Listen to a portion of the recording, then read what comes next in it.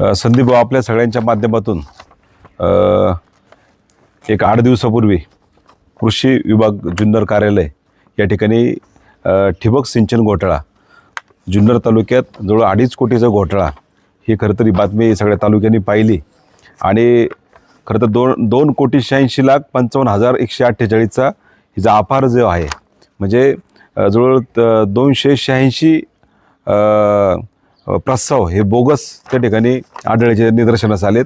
आणि जुन्नर तालुक्यातील ज्या काही वितरक व्यवस्थापक आहेत त्याच्यामध्ये श्री बाळासाहेब विश्वासराव, आशिष शिंदे, नितीन विश्वासराव, संकेत जगताप, राजू पिंगट यांच्या ज्या कंपन्या आहेत, पॅरागॉन इरिगेशन असेल, बोथरा इरिगेशन असेल, सिग्नेट इंडस्ट्रीज असेल, तुळजाई इरिगेशन असेल, या सगळ्या फर्मला या ठिकाणी जे शिरसाट सर आहेत, उपविभागीय कृषी अधिकारी यांच्या माध्यमातून यांच्यावर पोलीस स्टेशनमध्ये गुन्हा दाखल करण्यात यावा असा त्यांचा स्पष्ट आदेश आहे.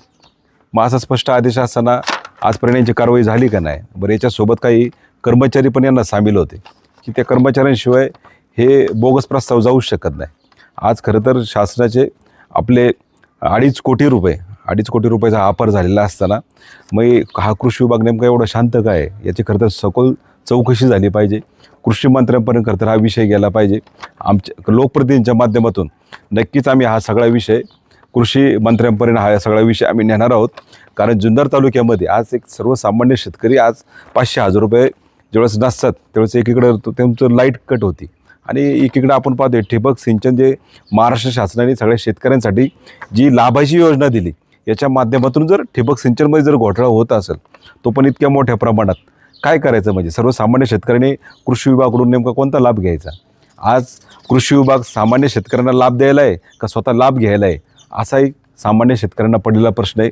या माध्यमातून आम्ही इथं कृषी जे अधिकारी आहेत भोसले साहेब यांच्याकडे आलो होतो, परंतु ते पण कुठेतरी फील्डवर गेल्याचे समजतंय. त्यांचे वरिष्ठ लिपिक हांडे साहेबांनी जी माहिती दिली, या माहितीप्रमाणे हा जो स्पष्ट आदेश आहे की या सगळ्यांवर पोलीस कारवाई व्हावी. याच्यामध्ये खरं तर कर्मचाऱ्यांचे पण जे 2 कर्मचारी आहे त्या कर्मचारी त्याच्यात इन्व्हॉल्व आहे, हे पण त्या ठिकाणी त्यांचा पण आरोपी म्हणून समावेश व्हावा.